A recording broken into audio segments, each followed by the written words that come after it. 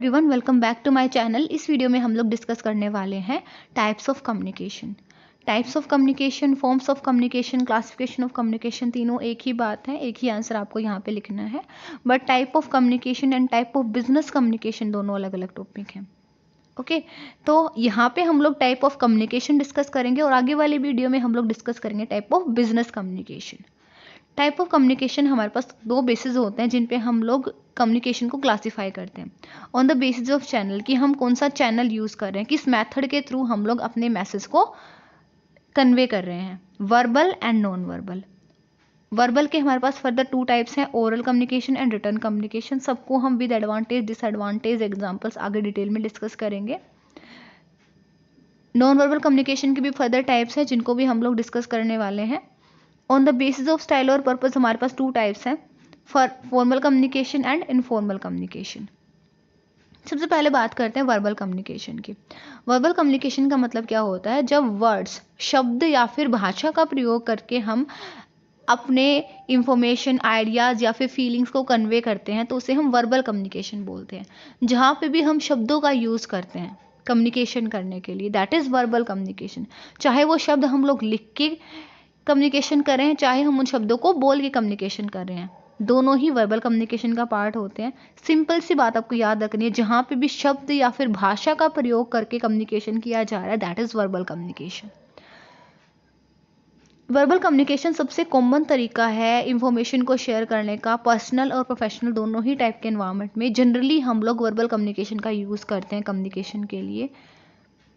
For example, एक manager है, वो अपने एम्प्लॉयज़ को इंस्ट्रक्शंस दे रहा है एक मीटिंग के टाइम पे बोल के कि ऐसे करो वैसे करो, तो वो शब्दों का प्रयोग कर रहे हैं ना, दैट इज़ वर्बल कम्युनिकेशन। अब जैसे मैं आपको ये टॉपिक करा रही हूँ टाइप ऑफ कम्युनिकेशन को, तो हमारे बीच में भी वर्बल कम्युनिकेशन हो रहा है, बिकॉज ये जो पीपीटी है, हमारा जो प्रेजेंटेशन हम लोग यूज़ कर रहे हैं, यहाँ पे भी मैंने शब्दों को लिखा है, एक लैंग्वेज को लिखा है, इंग्लिश लैंग्वेज को लिखा है। ऑल्सो मैं जो बोल रही हूँ वो मैं Hindi English mix language use करी हूँ, वहाँ पे भी मैं शब्द बोल रही हूँ, तो ये क्या है, वर्बल कम्युनिकेशन है। एक सेल्स पर्सन है, वो अपने प्रोडक्ट की डिटेल्स डिस्कस कर रहे हैं कस्टमर के साथ, तो वो बोल के डिस्कस कर रहा है कि हमारे प्रोडक्ट का ये प्राइस है सर, हमारे प्रोडक्ट के ये फीचर्स हैं, आपको इसे खरीदना चाहिए, है ना। तो ये शब्दों का यहाँ पे यूज़ हो रहा है, दैट इज़ वर्बल कम्युनिकेशन। अब जो वर्बल कम्युनिकेशन है उसके फर्दर टू टाइप्स होते हैं, oral communication and return communication. जैसा कि मैंने आपको बताया, शब्दों को बोल के शब्दों को लिख के दोनों ही हम लोग वर्बल कम्युनिकेशन में इंक्लूड करते हैं। तो ओरल कम्युनिकेशन का मतलब क्या होता है, जब शब्दों को बोल के कम्युनिकेशन किया जाए, मतलब कि कम्युनिकेशन थ्रू वॉइस भी हम लोग इसको बोलते हैं, कि आवाज़ के थ्रू जब कम्युनिकेशन होता है, बोल के जो कम्युनिकेशन होता है, बोल के जब इंफॉर्मेशन आइडियाज़ को शेयर किया जाता है, दैट इज़ ओरल कम्युनिकेशन। अब इसमें इंक्लूड होता है फेस टू फेस मीटिंग्स, जब फेस टू फेस दो लोग आपस में मिल रहे हैं एंड आपस में अपने आइडियाज़, अपनी इंफॉर्मेशन को शेयर कर रहे हैं बोल के, शब्दों को बोल के, that is face to face oral communication. Telephone calls, video conferences, presentations, business discussion. Example, एक सीईओ है, वो अपने कंपनी इवेंट में स्पीच डिलीवर कर रहा है। स्पीच में क्या होता है, बोला जाता है ना, इन्फॉर्मेशन को बोल के शेयर किया जाता है, तो सीईओ इन्फॉर्मेशन शेयर कर रहा है बोल के, शब्दों को बोल के शेयर कर रहा है, दैट इज ओरल कम्युनिकेशन। एक टीम लीडर है, वो वर्बली मतलब कि बोल के इंस्ट्रक्ट कर रहा है अपने टीम मेंबर्स को रिगार्डिंग अ प्रोजेक्ट, तो ओरल कम्युनिकेशन है। अब ओरल कम्युनिकेशन की कुछ एडवांटेज होती है एंड कुछ लिमिटेशंस होती हैं। सबसे पहली एडवांटेज है क्विक एक्सचेंज ऑफ इंफॉर्मेशन। सबसे जल्दी अगर हमें इंफॉर्मेशन शेयर करनी है तो ओरल कम्युनिकेशन बेस्ट तरीका है, बिकॉज इसमें हमें कुछ मैसेज वगैरह प्रिपेयर नहीं करना है, कुछ सोचना समझना नहीं है, हमें अपने दिमाग में एक मैसेज ड्राफ्ट करना होता है जब हम रिटर्न कम्युनिकेशन करते हैं, फिर उस मैसेज को हम एक पेपर पे या फिर वैसे फ़ोन वगैरह में टाइप करते हैं, उसके बाद हम उसको डिलीवर करते हैं, अगले वाला उसको समझता है, पढ़ता है, तो इसमें कितना सारा टाइम कंज्यूम हो जाता है ना। लेकिन ओरल कम्युनिकेशन में ऐसा कुछ नहीं है, आपको सीधा का सीधा बोल के बिना मैसेज वगैरह डिज़ाइन करे अपनी बात रखनी है और सामने वाला तभी की तभी उस बात को सुन के साथ समझता रहता है। तो quick exchange of information, immediate feedback and clarification. Oral communication इकलौता ऐसा कम्युनिकेशन है जहाँ पे हमें सबसे जल्दी फीडबैक मिलता है एंड क्लैरिफिकेशन रहता है। कैसे, क्योंकि इसमें जो लिसनर है, देखिए कम्युनिकेशन में हमारे पास टू पार्टीज होती हैं, एक होता है सेंडर, एक होता है रिसीवर। सेंडर जो इन्फॉर्मेशन को शेयर कर रहा है, रिसीवर जो उस इन्फॉर्मेशन को रिसीव कर रहा है। बट जब हम ओरल कम्युनिकेशन की बात करेंगे, मतलब कि बोला जा रहा है, तो एक इसको हम ऐसे भी बोल सकते हैं, एक स्पीकर है एक लिसनर। एक स्पीकर मतलब कि जो बोल रहा है, लिसनर मतलब कि जो सुन रहा है। तो यहाँ पे जो लिसनर है, जो सुनने वाला है, वो रियल टाइम में रिस्पोंड कर सकता है, रियल टाइम में अपना फीडबैक दे सकता है कि मुझे ये समझ में आया है, मैं इस बात से एग्री करता हूँ, मैं इस बात से नहीं एग्री करता हूँ, मेरे ये क्वेश्चंस हैं, और उनका क्वेश्चंस का आंसर उसी टाइम पे उसको मिल जाता है। तो यहाँ पे क्लैरिटी रहती है और इमीडिएट फीडबैक मिल जाता है, क्योंकि लिसनर जो है वो इमीडिएटली रिस्पॉन्ड कर सकता है एंड ऑल्सो उस अपने डाउट्स को क्लियर कर सकता है सामने सामने बिल्कुल उसी समय। फ्लेक्सिबल जो ओरल कम्युनिकेशन है उसमें हमारे पास फ्लेक्सिबिलिटी होती है, बिकॉज जो स्पीकर है वो लिसनर के जो रिएक्शन है, जो लिसनर का फीडबैक है, जो उसके डाउट्स हैं, उनके अकॉर्डिंग अपनी बात को चेंज कर सकता है, अपनी बात को बोलने का तरीका चेंज कर सकता है। जैसे कि अगर हमारे टीचर्स हैं, ठीक है, हमारे टीचर्स ने हमें नोट्स प्रोवाइड कर दी, अब वो नोट्स तो ऐसा नहीं है कि हर स्टूडेंट के पास जाके वो नोट्स चेंज हो जाएंगे, नहीं होंगे ना, सबके पास सेम नोट्स हमें मिलेंगे। बट अगर हम लोग क्लास अटेंड कर रहे हैं तो हमारा टीचर हमारे क्वेरीज के अकॉर्डिंग, हमारे माइंड के अकॉर्डिंग, हमारी कैपेसिटी के अकॉर्डिंग जब हमें टॉपिक समझाता है तो अलग अलग तरीके से समझा सकता है। जैसे क्लास रिस्पॉन्ड करी उसके अकॉर्डिंग वो अपने समझाने के तरीके को चेंज करता रहता है। तो ओरल कम्युनिकेशन की वजह से ही ऐसा पॉसिबल है, अगर वो रिटर्न होता तो ऐसे पॉसिबल नहीं होता। सेम तरीके से जब हम कंपनी वगैरह की बात करते हैं, बिकॉज हम बिजनेस कम्युनिकेशन स्टडी करते हैं, तो हमें बिजनेस का एग्जाम्पल डालना पड़ेगा एग्जाम में। तो आप लिख सकते हो कि अगर कोई सेल्स पर्सन है, अगर कंपनी रिटर्न में डिटेल दे देती है उनको कि जाके अपने कस्टमर्स को बांट दो, ठीक है, तो यहाँ पे कस्टमर को वो नहीं मना पाएंगे क्योंकि सेम डिटेल प्रोडक्ट की उनके साथ डिस्कस करी गई है। बट अगर वो सेल्स पर्सन कस्टमर को के साथ मिल रहा है, कस्टमर के साथ फेस टू फेस इंटरेक्ट कर रहा है, बोल के वो कस्टमर को मना सकता है प्रोडक्ट को खरीदने के लिए, क्योंकि वो उस कस्टमर के रिक्वायरमेंट के अकॉर्डिंग उसको एक्सप्लेन कर सकता है प्रोडक्ट के बारे में, उसके सारे डाउट भी क्लियर कर सकता है उसी टाइम पे। More personal and expressive, oral communication बहुत ज़्यादा पर्सनल एंड एक्सप्रेसिव फील होता है, बिकॉज ओरल कम्युनिकेशन जब हम लोग करते हैं तो जो हमारी वॉइस की टोन है, जो हमारी पिच है, जो हमारी वॉल्यूम है, और जो हमारे अगर हम face to face oral communication करें तो जो हमारे फेशियल एक्सप्रेशंस है, जो हमारी बॉडी लैंग्वेज है, वो भी बहुत कुछ कम्युनिकेट करती है, हमारी इमोशंस, हमारे इंटेंशंस, ठीक है। फॉर एग्जाम्पल अगर हम लोग किसी रेस्टोरेंट में जाते हैं, ओके, तो उस रेस्टोरेंट में जब हम एंटर करते हैं तो वहाँ का जो स्टाफ होता है वो हमें ग्रीट करता है, हेलो सर, हेलो मैम। तो वो हेलो सर के साथ जो उनकी स्माइल होती है वो भी तो उनके इमोशंस को हमारे साथ हमें कन्वे करती है। तो उस स्माइल के साथ हमें कैसा पॉजिटिव फील होता है। तो ओरल कम्युनिकेशन के साथ जो हमारे फेशियल एक्सप्रेशंस हैं, बॉडी लैंग्वेज है, जो पिच है, वो सब कुछ भी ऐड हो सकते हैं, जबकि रिटर्न कम्युनिकेशन में ऐसा नहीं होता।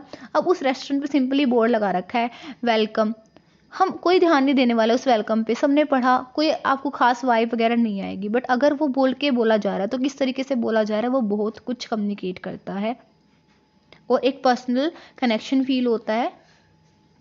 नाउ डिसएडवांटेज क्या कहें, सबसे पहला है no permanent record of the conversation for future reference. Future reference के लिए कोई भी रिकॉर्ड नहीं होता है ओरल कम्युनिकेशन का। बट वैसे आज के टाइम पे अगर हम बात करें तो अगर हम टेलीफोन कॉल्स की यूज़ कर रहे हैं, वीडियो कॉन्फ्रेंसेज यूज़ कर रहे हैं, तो उनको हम रिकॉर्ड करके रख सकते हैं। Can be misinterpreted due to tone और क्लैरिटी, कई बार टोन और क्लैरिटी की वजह से मिस इंटरप्रिटेशन हो जाती है। देखिए, हम ओनली शब्दों पर फोकस करके ओरल कम्युनिकेशन को इफेक्टिवली नहीं बना सकते हैं, ठीक है।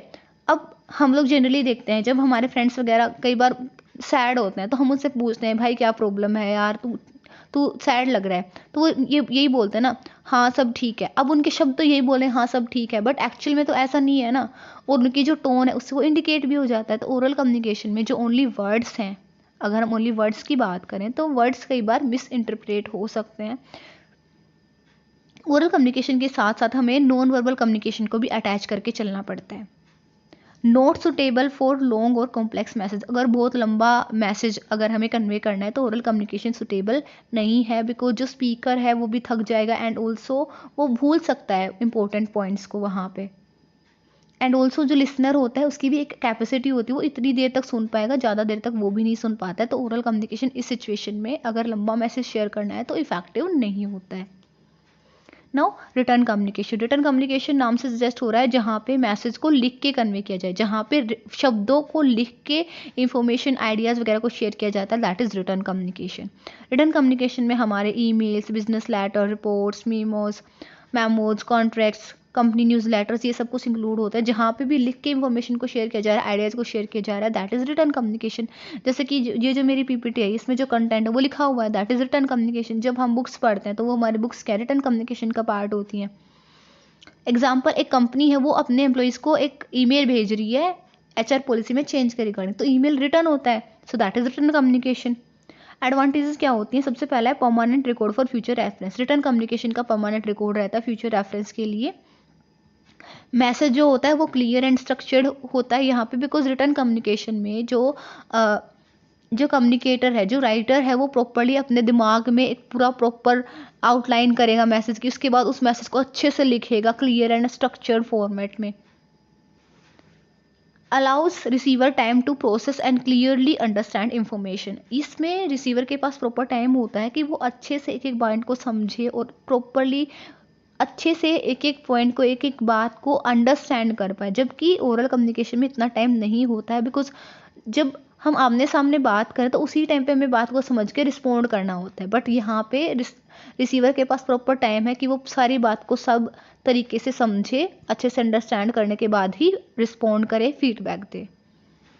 Suitable for detailed and formal communication. Written communication mainly हम लोग देते हैं, जो फॉर्मल कम्युनिकेशन हमारा होता है उसमें सबसे ज़्यादा यूज़ होता है। एंड ऑल्सो जब बहुत लंबा चौड़ा मैसेज अगर हमें शेयर करना है तो भी रिटन कम्युनिकेशन यूज़ होता है। Disadvantage time consuming to write and read. बहुत ज़्यादा टाइम लग जाता है मैसेज को लिखने में, पढ़ने में, समझने में, तो इन्फॉर्मेशन को शेयर करने में यहाँ पे डिले हो जाती है। लैक्स इमीडिएट फीडबैक नहीं मिलता है, तो फ्लेक्सिबिलिटी भी नहीं होती है। मतलब कि यहाँ पे जो सेंडर है, जिसको इन्फॉर्मेशन को शेयर करना है, उसको बहुत दिमाग लगा के मैसेज को ड्राफ्ट करना होता है, बिकॉज यहाँ पे ऐसा नहीं है कि आप अगर रिसीवर को कुछ समझ में नहीं आ रहा तो आप उसको बाद में चेंज कर दोगे, ऐसा पॉसिबल नहीं है ओरल कम्युनिकेशन की तरह, क्योंकि यहाँ पे हमें इमीडिएट फीडबैक नहीं मिलता है। Can be miss interpreted without tone और फेशियल एक्सप्रेशन। बिना टोन और फेशियल एक्सप्रेशन के कई बार मिस इंटरप्रिटेशन के चांसेस होते हैं। फॉर एग्जाम्पल, आपने कोई प्रोजेक्ट बनाया था और उस प्रोजेक्ट में कोई भी इशू है, ठीक है, तो आपका बॉस आपको सिंपली जनरली लिख रहा है फिक्स इट, ओके, लेकिन जब हम उस फिक्स इट को पढ़ते हैं तो कई बार हम समझते हैं कि वो रूड टोन में बोला गया है, बट ऐसा जरूरी नहीं है ना। तो कई बार जो रिटन वर्ड्स होते हैं वो बिना टोन के मिस इंटरप्रिटेशन का रीजन बन सकते हैं, हम कई बार उनको गलत मीनिंग निकाल सकते हैं। Now non verbal communication. Non verbal communication, जब मैसेज को बिना शब्दों के अगर कम्युनिकेट किया जा रहा है, देखिए वर्बल में शब्दों का यूज़ करके, लैंग्वेज का यूज़ करके, और नॉन वर्बल में जब बिना किसी भाषा के और बिना किसी शब्दों का यूज़ के हम कम्युनिकेशन करते हैं, मतलब कि हमारी बॉडी लैंग्वेज, हमारे फेशियल एक्सप्रेशन, हमारे हैंड मूवमेंट्स, हमारे उठने बैठने के तरीके के थ्रू, हमारी वॉइस की टोन के थ्रू जब हम कम्युनिकेशन करते हैं, that is non verbal communication. और नॉन वर्बल कम्युनिकेशन सबसे ज़्यादा होता है, वर्बल कम्युनिकेशन तो बहुत कम होता है, ओनली 7% होता है, एंड बाकी सारा जो 93% है वो नॉन वर्बल कम्युनिकेशन ही होता है। It often complements verbal communication and helps express emotions.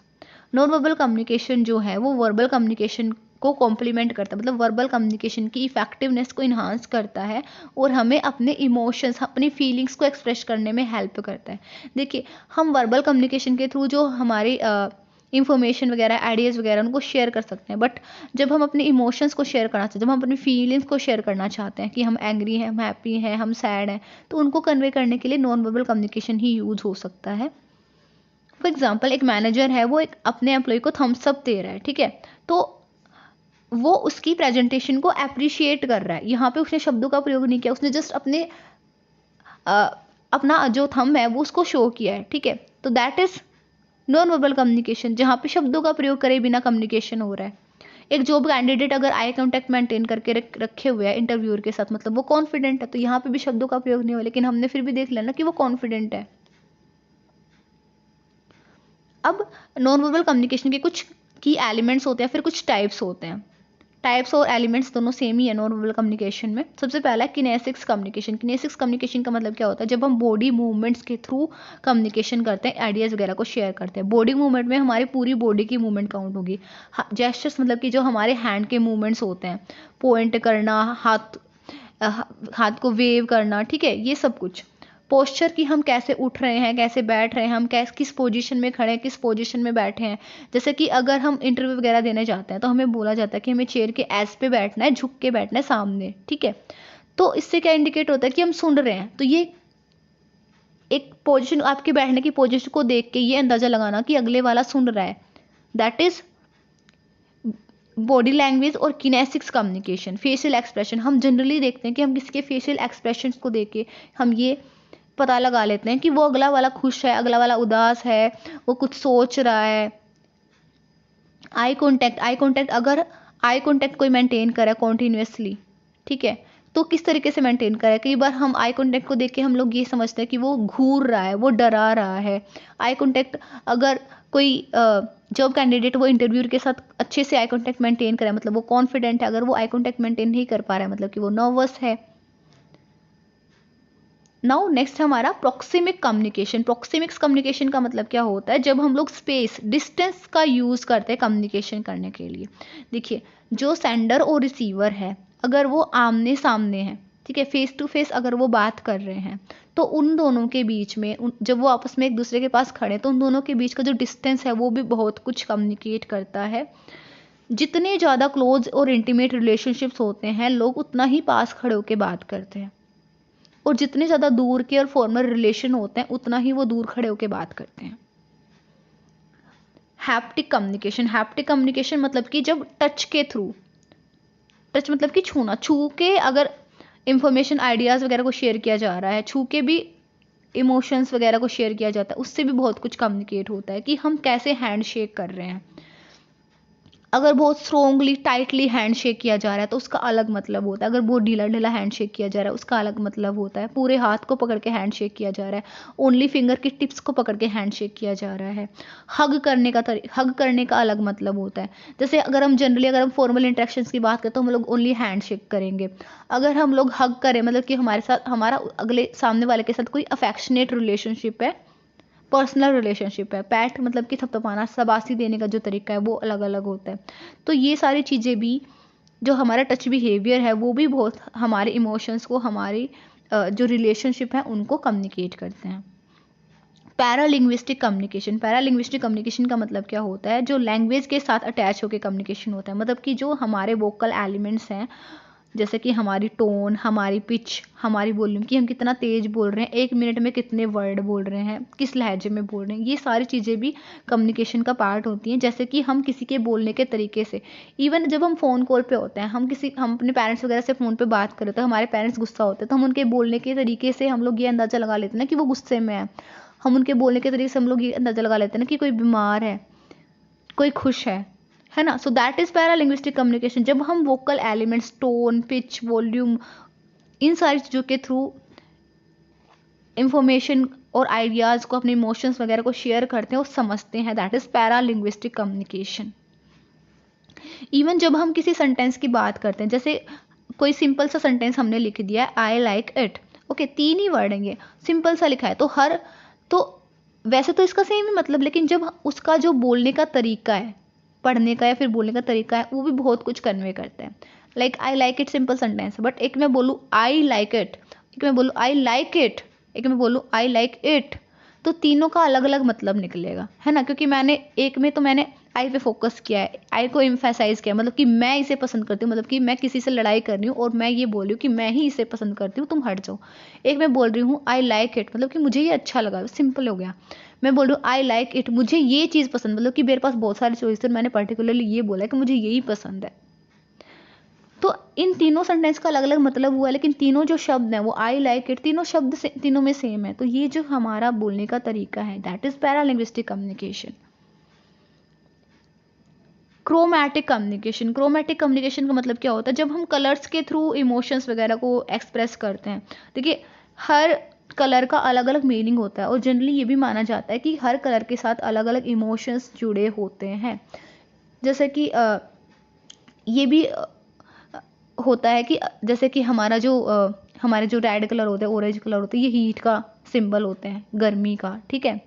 जैसे कि हमारे जो स्काई ब्लू है, ये हमारी ठंडे रंग होते हैं जो कोल्ड को सिंबलाइज करते हैं। तो ऐसे जो कलर्स होते हैं वो भी बहुत कुछ कम्युनिकेट करते हैं। आपने देखा होगा जो हमारे हॉस्पिटल्स वगैरह होते हैं उनमें एक पर्टिकुलर काइंड ऑफ पेंट होता है दीवारों पे। हमारे जो स्कूल्स होते हैं उनमें अलग तरह का पेंट होता है, ठीक है। कभी आपने जनरली देखा होगा कि स्कूल की दीवारों पे ऐसे गुलाबी, नीले ऐसे कलर नहीं मिलेंगे आपको बिल्कुल सिंपल कलर मिलेंगे, वाइट, ब्लैक ऐसे। तो वो क्या है, क्रोमैटिक कम्युनिकेशन। नेक्स्ट है हमारा क्रोनोमैटिक कम्युनिकेशन। क्रोनोमैटिक कम्युनिकेशन में क्या होता है, जहाँ पे the perception and use of time in communication different across culture. जो टाइम के रिगार्डिंग क्या कम्युनिकेशन है, टाइम के रिगार्डिंग क्या परसेप्शन है लोगों की, उसके थ्रू भी कम्युनिकेशन होता है। जैसे कि इंडिया है, इंडिया में लोग बहुत फ्लेक्सिबल हैं, ऑल्दो यहाँ पे हमारे यहाँ पे पंचुअलिटी मतलब कि टाइम पे रहने को वैल्यू किया जाता है, बट फिर भी लोग इतने ज़्यादा पंचुअल नहीं हैं, तो फ्लेक्सिबल रहता है। ठीक है, हम लोग रिलेशनशिप को ज़्यादा वैल्यू देते हैं, लेकिन कुछ कंट्रीज ऐसे लाइक जापान है, तो वहाँ पे पंचुअलिटी को बहुत ज़्यादा वैल्यू किया जाता है, मतलब कि टाइम के रिगार्ड टाइम को बहुत ज़्यादा इंपॉर्टेंट मानते हैं कि टाइम पे पहुँचना है। टाइम के रिगार्डिंग जो लोगों की परसेप्शन है वो भी बहुत कुछ कम्युनिकेट करती है, और डिफरेंट डिफरेंट कल्चर में टाइम के रिगार्डिंग जो परसेप्शन है लोगों की वो अलग अलग होती है। जैसे कि मैंने आपको इंडियन और जापानीज कल्चर का ही बता दिया, that is also part of non verbal communication. Now there are some advantage and disadvantage of non verbal communication. सबसे पहला है enhances verbal message. Non verbal communication verbal message की इफेक्टिवनेस को इनहांस कर देता है। जैसे कि मैंने आपको बताया था कि स्पोकन जो वर्ड्स होते हैं, अगर उनके साथ टोन पिच ये सब कुछ अच्छे से अटैच हो जाए तो इनकी इफेक्टिवनेस ज़्यादा इंक्रीज हो जाएगी। Express emotion quickly. इमोशंस को कन्वे करने का सबसे बेस्ट तरीका है नॉन वर्बल कम्युनिकेशन। हम खुश हैं, हम गुस्से में हैं, तो वो हमारे फेशियल एक्सप्रेशन, हमारी बॉडी लैंग्वेज के थ्रू ही अच्छे से कम्युनिकेट होता है। Builds rapport. पॉजिटिव अगर हमारी बॉडी लैंग्वेज है, हम अच्छे से आई कॉन्टैक्ट मेंटेन करें, तो हम सामने वाले के साथ ट्रस्ट और कनेक्शन बिल्ड कर सकते हैं। जैसा कि आपने जनरली देखा होगा कि अगर कोई भी सेल्स पर्सन है, ठीक है, अगर वो अपने क्लाइंट के साथ अच्छे से बात कर रहा है, बहुत हैप्पी बात कर रहा है, उसके साथ कॉन्टीन्यूसली आई कॉन्टैक्ट मेंटेन कर रहा है, तो वो क्लाइंट है ना, वो उसको ट्रस्ट हो जाता है उसके ऊपर, और वो ज़्यादा उससे के साथ पर्सनली कनेक्टेड फील करता है। सो ये भी एक बहुत बड़ी एडवांटेज है नॉन वर्बल कम्युनिकेशन की। डिसएडवांटेज क्या क्या है? सबसे पहला है कैन बी मिस इंटरप्रेटेड। देखिए, अलग अलग कल्चर में जो हमारे हैंड मूवमेंट्स है, जेस्चर्स है, बॉडी लैंग्वेज का अलग अलग मतलब होता है। जैसे हमने क्रोनोमैटिक में तो बताया था, टाइम की परसेप्शन अलग अलग कल्चर में अलग है। इसी तरह अलग अलग कल्चर में अलग अलग हैंड मूवमेंट्स का, सिग्नल्स का अलग अलग मतलब होता है, तो यहाँ पे मिस इंटरप्रिटेशन के चांसेस रहते हैं। ठीक है, जैसे कि हमारे यहाँ पे थम्सअप का मतलब है एग्री करना, क्या पता किसी कंट्री में उसको कुछ और मानते हो। जैसे कि थम्सअप करना हमारे यहाँ पे जनरल चीज़ है, लेकिन अगर हम जो हमारे ईरान इराक ऐसे कंट्रीज में जाके ऐसे करेंगे तो इसको हम ऑफेंसिव सिग्नल मानते हैं वहाँ पे, तो वहाँ पे आपको जेल में भी डाल सकते हैं ऐसे।